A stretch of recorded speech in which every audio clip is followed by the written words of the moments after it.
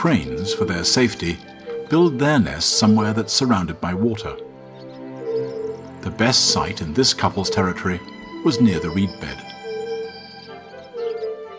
At the end of April, after 30 days of brooding, the young cranes hatch.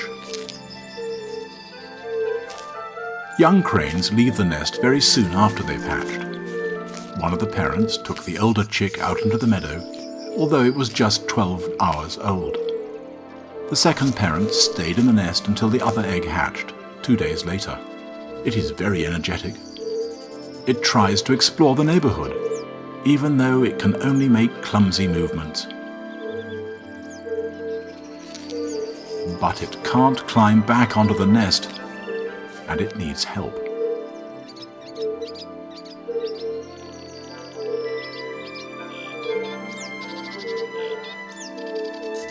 Soon it will leave the nest, and accompanied by its mother, it will join the rest of the family.